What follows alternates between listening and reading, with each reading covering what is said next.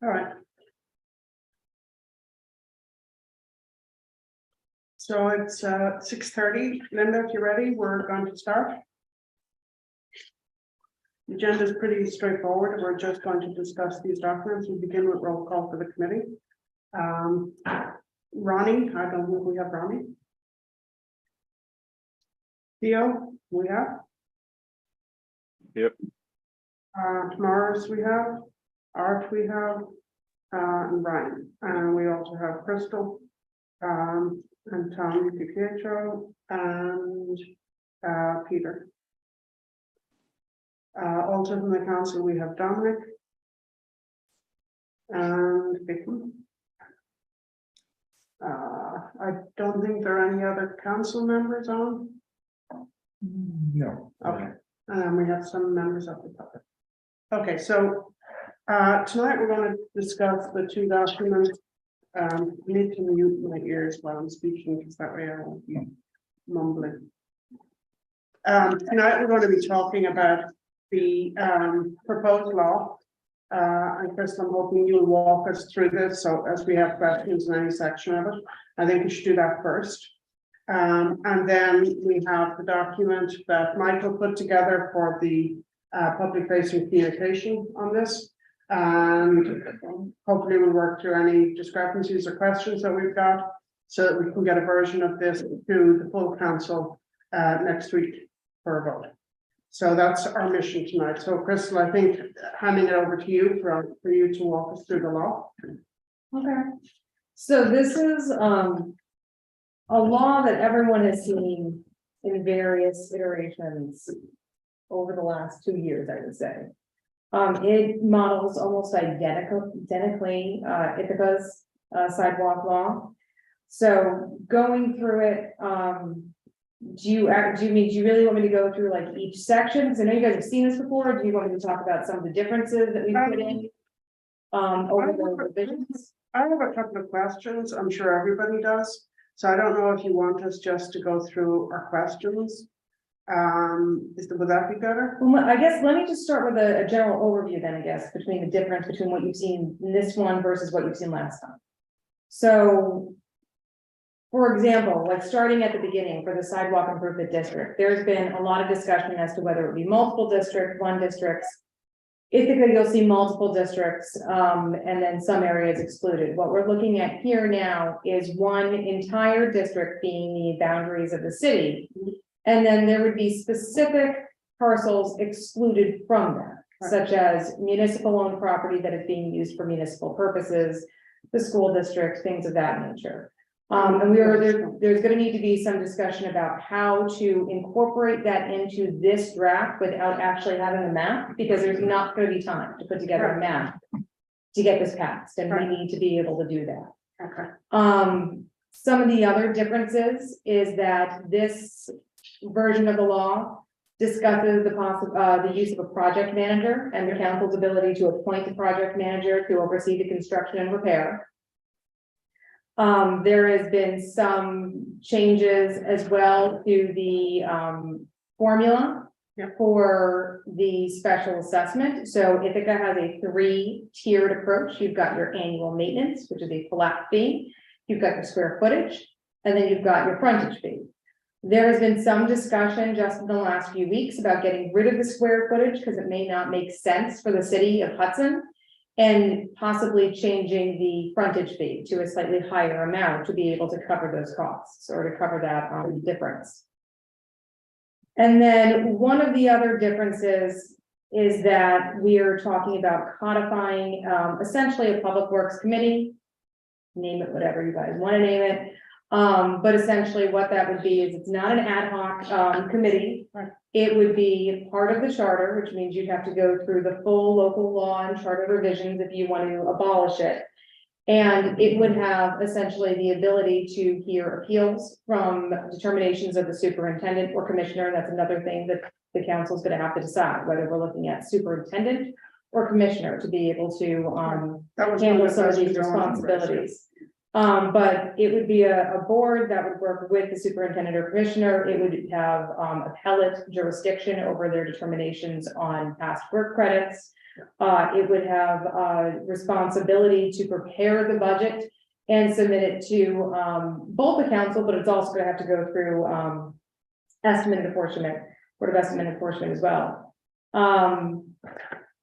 One question Margaret and I had was, there's no legal distinction between calling a committee or a board, is there? There's not, a lot of times you're gonna wanna use, a lot of times what you'll see in a codification is board as opposed to a committee. I prefer to say Yeah. board, so there's no confusion. Right, Whatever you guys want, we can change it to.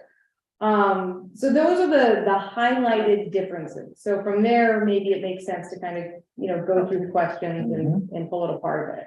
So, one of the things we had talked about in one of our last meetings, Peter, I'm glad you're on. I tried to reach you, but I missed you today.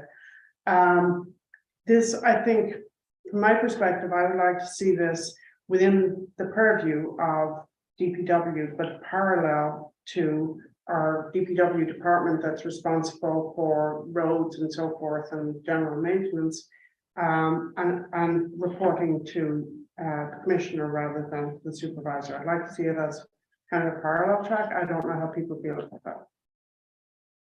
That would be one recommendation I would have. Peter, I don't know if you want to weigh in on that. Yeah, I'm okay with that idea. If you look at the job duties and description of the Commissioner of Public Works, I think it was initially created for a much more hands-on position. If you read about the authority granted the Commissioner of Public Works, you'll see that there's a lot of decision-making, a lot of policy elements to it. It has evolved to somewhat a different role today, and it's even changed since I became commissioner 7 years ago. So I'm fine with that right now. I think the commissioner should be a little bit more involved in day-to-day, not saying I want to supersede the superintendent's role, but I do feel that commissioner should be a policymaker, and I think we can try it and we can always change it, but I think having that individual overseeing the sidewalk construction report to the commissioner would be acceptable, in my opinion. And another reason I have for that, Peter, is I kind of like to see this as an independent entity, separate from other things that DPW is doing. Focus on a very specific project within the city, and answerable to the board and answerable to the commissioner, working obviously very closely with the superintendent.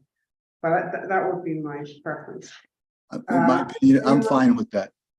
Anyone on the committee have any questions or on the structure? Do you have any questions or concerns about that? Theo, do you have any questions or concerns? I'm not seeing any in the room.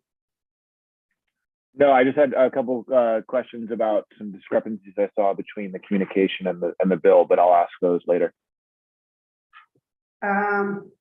I have a question, Crystal, on page 2, section B. The very last item I, subsection C hereof. Such budget may include the issuing of and payment of the maturing principal of interest on any obligation issued pursuant to the local finance law. I simply don't understand what all of that means. So can you explain that? I have no idea what that means. where is it? It's section 4, Board. section 4, item B. Construction and repair of sidewalks and districts. And there's a Oh, I long see. paragraph 1. Do you see Yes, that? okay. At the very end of that paragraph. The last sentence. That's speaking to just long-term financing that may need to be acquired for this project. And that was some of the discussion too for that first year of financing any improvements, whether it's gonna be, If we need to put where we bonded or whatever, yes, so it's absolutely. So it's including that interest, making sure that that's covered in the budget and complying, the same way we would have to comply with the finance law for any of our bonding requirements. And the next question I had was on the next page.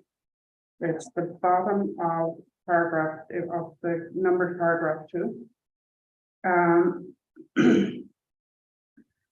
Such assessments, if required, last sentence. Any reassessments shall be collected in the manner provided in this charter and the city code for the enforcement, levy and collection of city taxes. So the reason I flagged that was this is not a tax.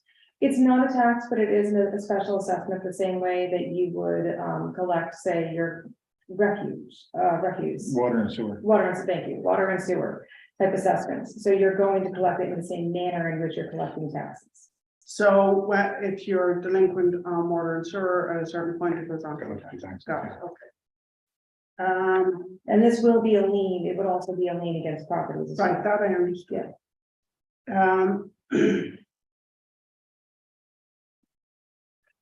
Okay. I can continue, they're very specific questions, I can. Okay. continue. The next one is in paragraph 6. Okay, So nothing shall be construed to, am I speaking loudly enough? Because I have my ears in. Oh, good. Nothing herein shall be construed to modify or alter any part of the common council, commission of public works, planning board to require a property owner to bear the full cost of sidewalk construction or repair as part of a site plan review process pursuant to Article 8 of the city code, regardless of whether said property is located within it. Is that, I have new construction, is that what that is? yes, so if you've got a project going, you've got a project going before the planning board, and there's gonna be some sort of improvements part of it, that's gonna be separate. Got it. That's what I thought it was.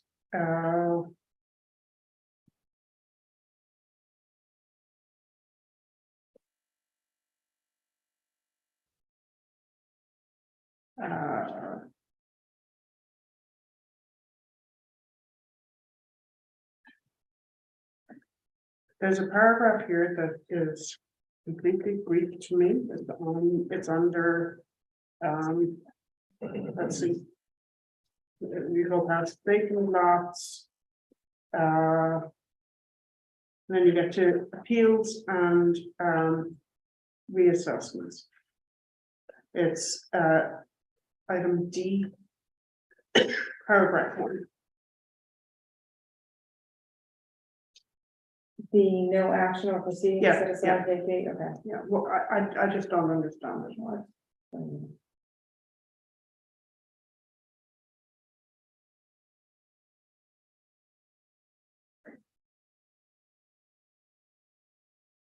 So it's saying that the only actions that you can bring to essentially, you're not gonna bring in an action to challenge the amount, say, of your levy, you can bring an action to challenge whether there is jurisdiction to assess the levy. And that, you see that more, it's actually something that comes up a little bit more. And when you're looking at like say sewer or water districts as to whether there's actually a benefit to the property. This is a little bit of a different beast, because we are talking about sidewalks, we're looking at citywide, there's really not gonna be, every property in some form or way is going to be benefited. Right. But it is something that you see that comes up as to whether the property is actually benefited, whether there's jurisdiction to be able to make that assessment. General question more for discussion. And this, Peter, would be something I think probably that you would weigh in on. What would the relationship be between the project manager and that we'd have to work out when we appoint a person and have a job description. The relationship between the project manager and the board. That person is going to have responsibilities where he will have to, give reports to the board on how the project is progressing and so forth. So that's really more for discussion. And I wondered if the project manager should also be a member, if not a voting member, at least a member of the board. No, do you think not? No, I don't think so. Okay, so Peter would be representing okay, that was just a. Yeah. Oh, that other. And they would report to the board, obviously. Yes, exactly. But, yeah. Okay, got it. Those were the only, but most of them were not substantive. There are a couple of, as Theo said, a couple of little discrepancies between this and the communication. So I'm gonna, Ryan, do you have any questions on the law beyond what I asked? No, it's very clear. Arthur? Same. And Theo? on the law Um, itself. Nope, not on the law itself. So now we're gonna go to the communication. Well, wait, hold on. I have things that I need answered for the law in order to be able to finish it. We have some items we gotta go through. Okay. So let me just scroll down to those areas. All right. So, looking at the annual maintenance fee, there's been discussions about, right now we have a fee that's identical to what Ithaca had. There have been discussions about increasing that. What I need to know is what will the base annual maintenance fee be? Are we keeping it at the 70? Are we going up to 100? Well, Is it that was one of changing? the things that we had talked about, because that is one of the areas where discrepancy between the communication and this document. Mhm. That was something we want to talk about. And Peter, I don't know if you have any hard numbers yet. But we do need some kind of estimate of cost. You know, I don't know whether we can put something in where we start out at 100 with the pricing that, I think did you use 100? Yeah, put 100 in We had there. 100 and 200, I think we put 100 and 200. Yeah, so I mean, I don't know whether we can start out with that, subject to revision, or put some language in that may be subject to revision based upon costs. I mean, the water bill goes up. Well, I think, Well, the water bill goes up from during the BEA discussions. and that's what Yeah. I was gonna say. So when you're doing this review and you're looking at the annual budget for this, that's the time that I would expect that this annual maintenance fee would also be reviewed to see if it needs to go up. Right. Yes. Right. But probably starting, I don't think 100 is unreasonable, Right, because Okay. because, you know, it's just gonna get us moving. Yeah. And then by next September, we'll have a better idea, and we can actually come up with the right number. or a And more I precise say that number. also because Ithaca did their thing a couple of years ago. Okay. They arrived at that number a few years ago. Peter, did you have anything you wanted to say on the cost piece? I do. I'm not necessarily on the fees. I leave that to your discretion, but I do have some data that I researched for you as an assignment regarding the cost of construction of sidewalks. But before I get there, under vacant lots where it says a lot is eligible in the document for a reduction for cost of past work for 10 years from date of past work. The work reduction shall be an amount equal to 1/20th. Should that be 1/10 because it's 10 years? Or am I? It should- No, it should, Peter, thank you. That was, if it goes 20 years, Yeah, we're changing this to 10, yep. Okay, because I thought my math was off for a second there. Okay. Oh, you're right. So, Margaret, in addressing my assignment regarding costs and data for removal and replacement of typical concrete sidewalk is what I kind of researched. And I used a 5-foot by 50-foot long example, 50-foot long by 5 feet wide. And again, there's always the economy of scale, right? Smaller areas will cost more per square foot than larger areas will cost. And in this idea, in this research, it's assuming these will be smaller scale. So what numbers we're able to do for municipal work, right? So if it's prevailing wage rate, and again, part of this is going to include my doing an invitation for bids for a unit pricing contract, right? So they will, the bidders will provide us to do concrete work for various types of concrete work. And then there's the specialty question, which I'll address in a second.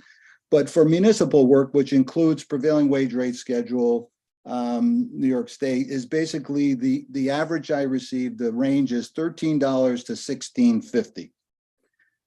When you take out the prevailing wage rate, that value would be about $11.25 to $14.75. Again, larger jobs would typically be less than that. But so the $15 that's in this document, I think is probably good based on what I researched. Now, you also asked me to look at, the more exclusive type materials, the natural, excuse me, stone, bluestone sidewalks.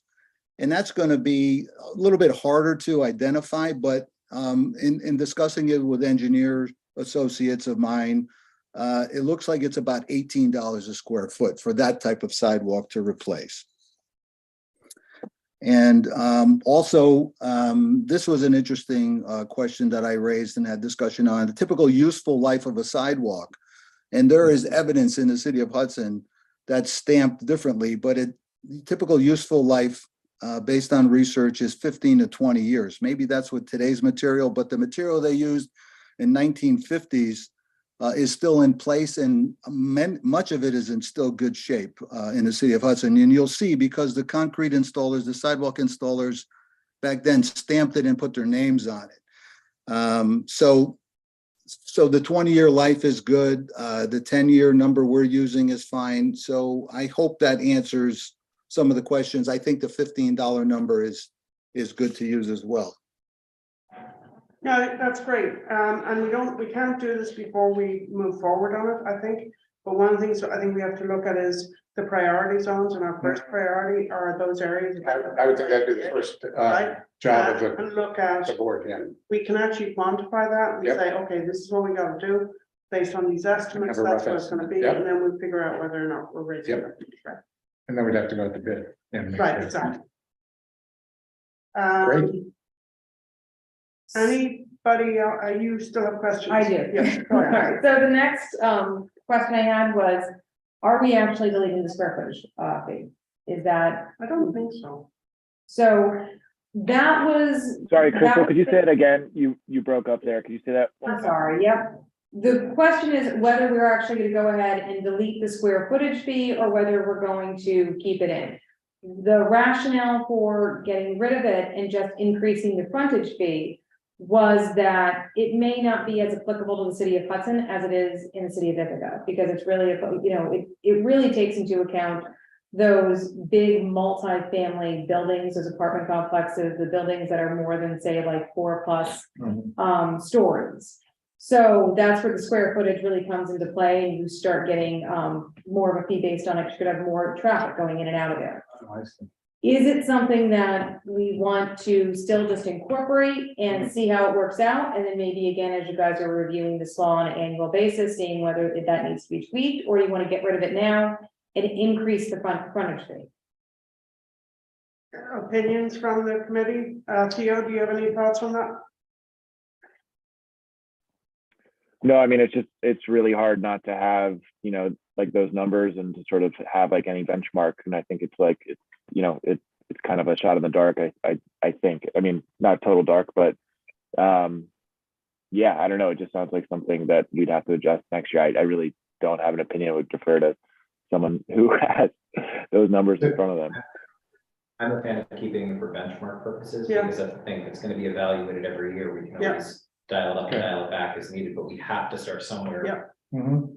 Art? I agree with that. I agree with that too, and also aside from the apartment buildings, I think it probably also comes into play with large stores as Yeah. opposed to a small coffee shop. It makes that distinction. And some of the other nonprofits that have considerable. They have considerable Yeah. square footage. Okay.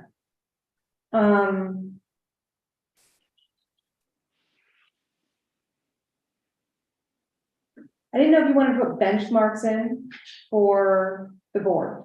Do you want to require it to meet a certain amount of times of year? There needs to be some, I think, a little bit more discussion about what the composition needs to be, or there just needs to be consensus that you're happy with the composition that's in here. That was pretty good. And then whether there'll be terms. And if there are terms, we would need to put that in there. We would- There should be terms. Yes, I would agree with that, and then you're going to, remove for good cause, the same way you would use, say, for like a planning board member. Correct. So all of that, like what the term would be, that all needs to be part of the discussion. Do you want there to be rolling terms? Or do you want to replace an entire board at one time? I mean, that's all gotta be part of the conversation now, so that we can flesh it out. The commissioner and the ADA coordinator are pretty permanent positions in that aspect, but I would say the rest started with a 1-year term. It's just Start for the 1 year. start with a 1-year term, right? And then we can stagger them as well Correct, for the future. correct. So then you never have the same. group. We should stagger. But you can't stagger from the start. No, so, you know what I mean? No. So, My thought process is People Is around that when we have formed boards in the past, is that typically how we've done it? Haven't been at the beginning of the board. Yeah, do you have And usually you experience? get people that are appointed at certain times. You've got some Correct. people that move out of the city, they need to resign, you appoint someone else in, they finish the Yeah. term, you know, it starts, you know, you start getting a little bit more fluctuational. The only hesitation I have about starting out with a one-year term is that we really need continuity for the first 2 years. Well, that doesn't mean that some of those people won't be reappointed. No, I know, Right. but I would like to have the assurance that we have a team of people who are gonna be committed to this for 2 years. Remember though, so if you go beyond 1 year in the initial, and for some reason, the dynamic of that board is not working out well, unless there is good cause, you're not That's gonna be able to good. remove That's- anyone, so that's you good. might wanna get a feel for how That's the board's actually- functioning a that's little good. bit before you Yeah, that's fine. start going longer on that. one year of Start- progress, and start and with again, one. it can be amended. Starting with one, and then should we put language in that terms will be staggered Yes. following the first year? Yes. And we'll figure out, like, some people will get an additional one, some will get two, or whatever, so that we can have continuity. Right. Okay. And is it compensated or not compensated? No. Okay. No.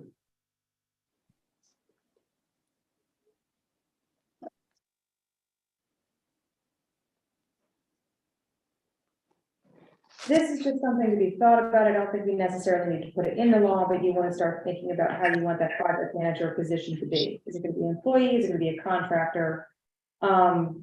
Who's going to be, the council would, I assume, have the appointment, and that's how I wrote it in here, that the council would have the power of appointment on it.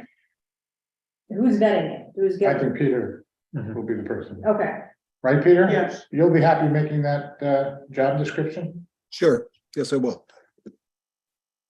and I think the consultants we talked to had some really good Oh, right. insight into the kind of person we should be looking for. Mhm. And it's, Peter knows this. yeah, right, exactly. So we could get a job description there. It does seem to me like a city employee, Peter. Do you agree? As opposed to a contractor? Yeah, I leave that to your discretion. I need to think about that a little bit more, maybe. Do we get into civil service issues if we? That's what I was Yeah. just gonna say, yeah. Yeah, we don't want to do that. Yeah, it might be better as a consultant. You know, we hire consultants all the time and, you know, I think it's easier to manage.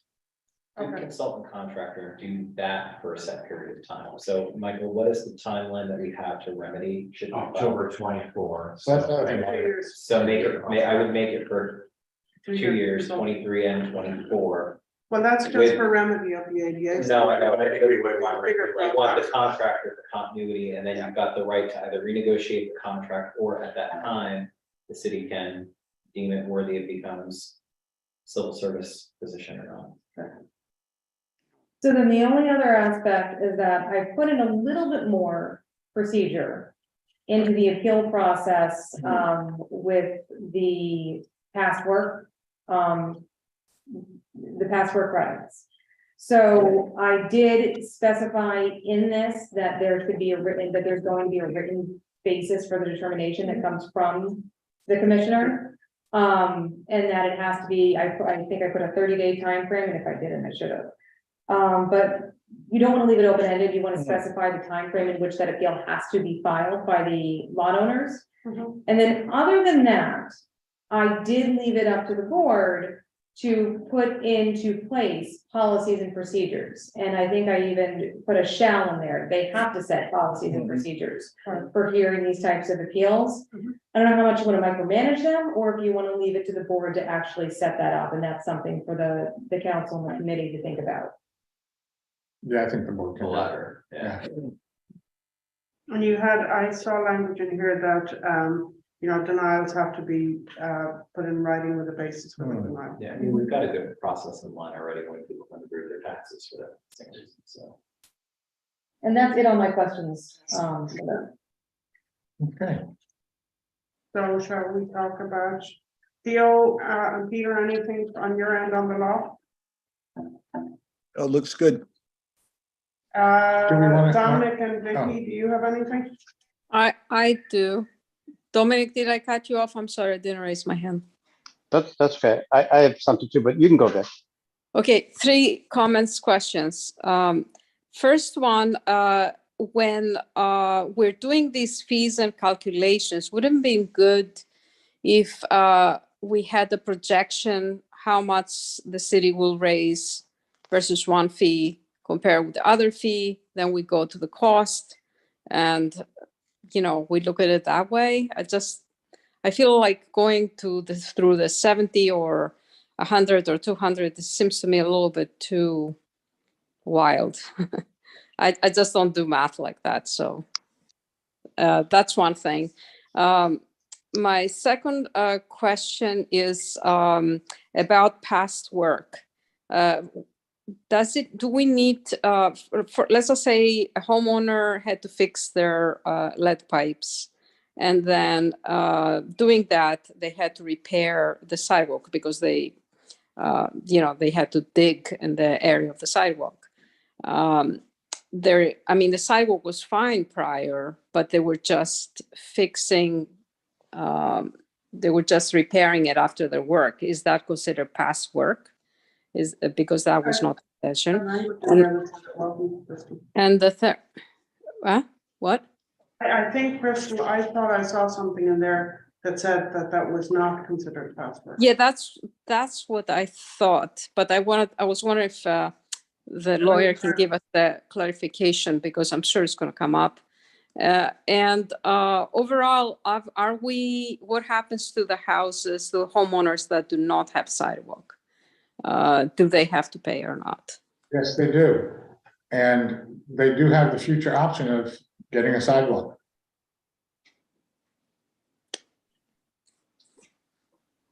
Okay, so the paragraph that addresses past work,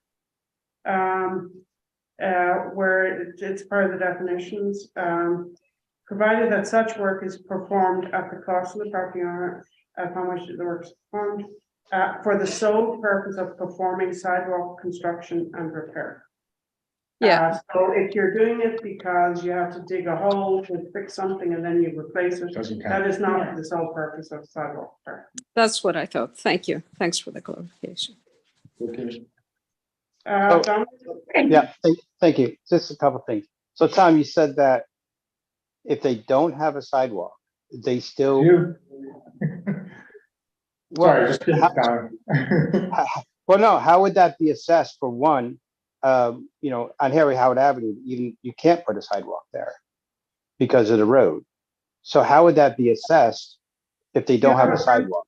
You have a frontage, so if your property, it has a 50-foot frontage, and that would be, you'd fall under, those houses would fall under the low cost, just flat fee annual, so that's what that would be. Yeah, So they if didn't assess the lower rate. So, but if they pay for the assessment, then they're entitled for a sidewalk when it comes around? So this is for both repair and future construction. So my understanding is that the first priority is going to be repair and getting ADA compliant throughout the city. Right. Once that is completed, then it would be looking at construction. Where is it that sidewalks can be extended to, and using the fund to be able to do that. So it's looking at it in that factor. The rationale for having parcels that have no sidewalk still pay an assessment is that they're still benefiting from the use of ADA and repaired and good repair sidewalks throughout the city as being a resident of the city or a property owner in the city. They're just paying a lower fee because they don't have it. It's the same way you would look at it for properties that may not be hooked up to water, but have the benefit of a fire of the fire hydrants and the future use of being able to hook up to a water line to benefit their property. I think the concept, Dominic, that this is a citywide initiative that will benefit all residents of Hudson really is the bottom line here, and that we are all paying in. I mean, I would say, for example, somebody who hasn't got evidence of past work, but there's absolutely nothing wrong with their sidewalk, and they are not going to be getting their sidewalk repaired or anything else, they can't opt out, even though they're not going to directly see an improvement or change to their sidewalk. And I don't see that as any different. that person would be using the sidewalks and benefiting from the project as a whole. And I don't see that as really significantly different from properties that currently do not have sidewalks. But I do think that, you know, Vicky brought up some examples at our last meeting, where I think once we get past our first priority pieces, there are certain areas, I think around near where the youth department is, Vicky mentioned something over there. I think there are certainly areas that, for the safety of pedestrians, we would be looking at as prioritizing. So what are like the Bazooka, so they would also get something because, you know, they don't have a sidewalk, or that the other place down there where the Absolutely. Cross Fitness and everything is, they don't have a sidewalk, so they would also be assessed also? Including churches and non-for-profits? You betcha. And then the other thing is, with the board, once the board is, you know, would that be an option? So if somebody wanted to do a blue slate or something, would that be an option for them if they pay like a certain fee above, you know, to have that? You know, like an application, you know, to the board saying, listen, I'll pay the extra, whatever it's going to be, if I want, you know, Bluestone or different sidewalk.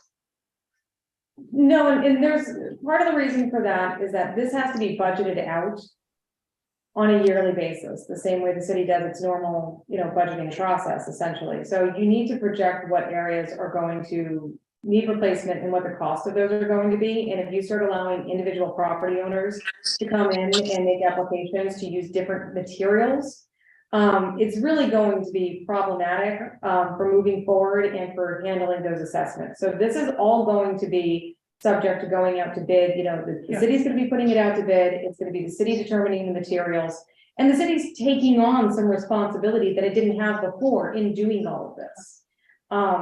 So that's why it's not going to be up to the property owner to be able to change the materials that are being used. And Peter, I think it would be almost impossible for you to put a bid offer out and get any sensible responses if the contractor had to have, well, depending on whether it's this or that, I think that would be really unmanageable. Yeah, that would not fit in a unit pricing contract. That would be a specialized kind of arrangement. We could put provisions in there, basically said, you know, so many dollars per hour for labor or something like that. But let me just address one thing about the other types of sidewalk. The current charter already has a provision for, should someone want to change the materials, the commissioner gets a notification and there's a discussion, and the commissioner gets the rule on whether that sidewalk is acceptable. That provision in the charter has been invoked several times over the last few years. So in other words, Dominic, if you wanted to put in a slate sidewalk, you could go right ahead and do it at your own expense.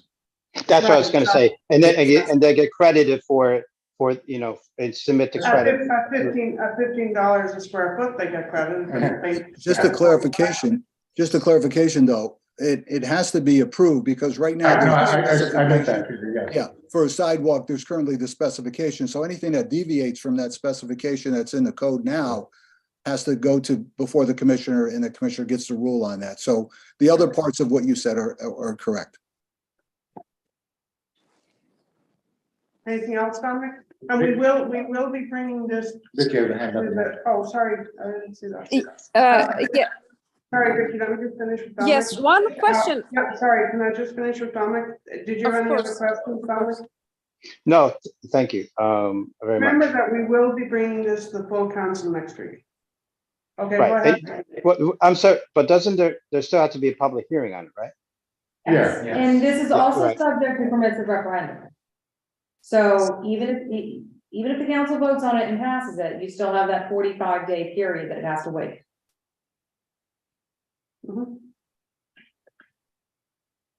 Vicky? Yes, just a quick question. Who calls the shots of if there's going to be, there's going to be a new construction for an entire street? Let's just say Riverledge needs a new, it's decided from the city hall, from the officials that is going to have sidewalks, or the homeowners have to agree to? I'm sorry. What she's asking, I think, is if you have a street with no sidewalks at all, Right. how do you determine if that's gonna get sidewalks? I would think we'd have to ask every homeowner around the block and decide Well, that way. they would have input, but I think this would fall to the board Right. and- prioritizing. So for example, safety issues, Sure. we have children going through Exactly. this area. This is an area that we think needs to be looked at. I think that's kind of how it would occur. Somehow, oh, go ahead. Well, so say, and remember that assessments, in order to pass them, they're gonna have to go through a public hearing process Yeah. anyway on an annual basis. Mhm. So there's going to be public input on the budgeting and on what the project repairs are going, what the project's are going to be. Anything else from anyone on council or the committee on the law? And Crystal, you have everything you need? I think I do.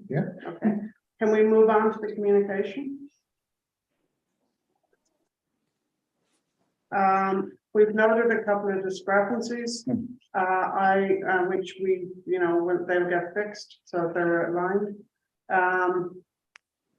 Ryan, start with you. Any comments or questions about communication? Yeah, I like the visualization on page 2, that that's gonna be. Yeah. That's all most informative for people, Yeah. because it's like, here are the 5 things you can know. And the one thing I suggested on the how much will it cost was to put in bold Yeah. $0 for $0. The only considerations if these don't go out in color, Michael, if we can lighten some of the boxes for the dark text on there. Sure, yeah, I can adjust that. Theo, any comments on the communication?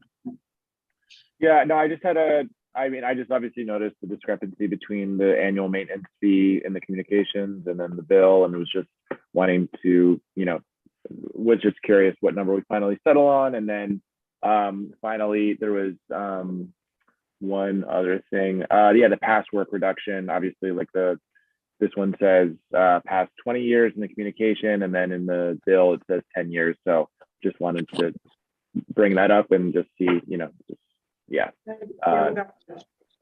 Yep, got that. And I did notice a typo, which I had, but I lost, and I'll mention it again when I find it. C monitor on page 3. Yep, that's it, Michael. No, I think they're really good. Thanks, very good, very good job. I think it's really good. I think it's super clear, super easy to understand outside the minimal things that have been mentioned. Excellent Dominic, typeface spacing. Sorry, go ahead. I'm sorry, who was speaking? That was the I was just saying that I just thought the design is really nice. I was just also commending Michael on, it's just very clear and it's incredibly helpful. Thank you. Vicky and Dominic, anything from you on the communication? I think it's very good. I think, yeah, again, thanks, Michael. And I do want to say something real quick before I forget. Thank you, Margaret, Crystal, and everyone working on this. I think turning this around in such, the time frame is very commendable. I really think you guys did an excellent job. And Dominic, let me provide some history here. Of course, you were instrumental in the beginning of this whole project, along with John Rosenthal and even Andy Howard. So what's great about this project, and of course, we're not at the finish line yet, is how many people contributed to this project. Margaret bringing it across the finish line with Michael and the rest of us. So it's really an amazing, and Crystal, of course. It's amazing group effort, and I thank everybody. And I'm just going to see if any members of the public have any comments. And bear in mind that our purpose this evening is to review this document so we can get it to the full council. So you will have an opportunity at that meeting if you have comments. I see that Nikki has his hand up. Yes, hi. So it's clear now that what is referred to as the Public Works Committee in the draft is not going to be a committee of the council. No. Okay, it's going to be an independent board, composition yet to be determined. Oh, it was in the law. And the members appointed by whom? Composition is Detailed in the law. listed. Let me find it. The Commissioner of the Department of Public Works the City of Hudson ADA Coordinator, a member of the Common Council who shall be appointed by the President of the Common Council and who shall serve at the Council's pleasure, a member of the community appointed by the Common Council who shall serve at the Council's pleasure, and the Mayor shall appoint one member of the committee who shall serve at the Mayor's pleasure. I think it might have been more useful if the nature of this board had been fleshed out before before this draft of the legislation was prepared. It's because it's going to have to be revised now anyway, it seems to me. I mean, The purpose of this meeting this evening, Roland, was to do precisely that. We've been Okay. working on this over the last few weeks. so then Um, the board will be referred to as a board and not as a committee. And, there will be more. Distinction without a difference. There will be more, well, I don't think so. I mean, if you remember, what confused me was if you remember that the council once had a Public Works and Parks Committee. When I saw Public Works Committee, I thought, oh, is this committee being revived? And now I know that it isn't. So it should be clarified that it should, it's not going to be called a committee. It needs to be clarified that it is in fact a board. So that's really all I have to say. Thanks. Thank you very much for that. We will be, I think we don't need to vote, oh, sorry, Chris Jones, I didn't see. she has her hand up. She was saying that the earlier meeting, she doesn't know how to use the function. Hey there. I don't know where my hand raise Okay, is. go ahead. Sorry about that. Thank you all for your hard work on this. I think almost everyone in Hudson would be happy if our sidewalks were better and walkable and we have so many trip and falls. I have two questions. You clarified earlier, this is going to have a public hearing, right? And does the public hearing come before the council votes on it or after? I'm sorry? After. Council passes, then it goes to a public hearing before it goes to the mayor's desk to sign. It's the mayor's Okay, hearing. I appreciate that. Okay, good. And then, do you have a plan to roll this out to Hudsonians so they understand this in a way that is not, they don't recoil from the fact that their water bill is going to have an extra charge in it? I mean, I think how it's presented will have a big impact on how it's received. And so I would just ask that the team working on this really think about how you do that. And Christine, one of the documents that we had this evening for review was a communication document. That is the public facing document. okay, good. That's good. And then my last question, thank you, is when the funds are collected in the water bill, where do they live in the budget? Do they get separated out into, Dedicated fund, This will be a separate. dedicated encumbered fund. Yes. This will, the Okay. funds raised through this can only be used for sidewalk, maintenance and repair. okay, you're talking over each other. I can't hear you. The funds raised through this process will only be used for sidewalk maintenance and repair. It cannot be used for anything else. It is similar to water and sewer. Doing this provisions the ability for the city treasurer to create a dedicated line Yeah. item so the funds are not mixed in with other remedy areas of the budget. So while it may sit within the DPW budget at mass, the line item will not allow it to be touched for the purposes of sidewalks. Just like the water and sewer funds. Correct. Perfect. Thank you very much. Thank you. Thank you all. So I don't think we have to vote on this. We're just gonna take it to the We're just full gonna take council, it next. and full council will look at it. Yep.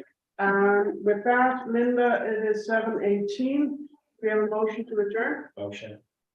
Second, For Mr. Great. Craig. so we're adjourned. Thank you all very, very much. See you next week. Cool. Crystal, thank you very much for coming down. Yes. It's very Thank happy you, to be here in person. Thank you, Peter. Thank you, Peter. Thank you. Have a good night.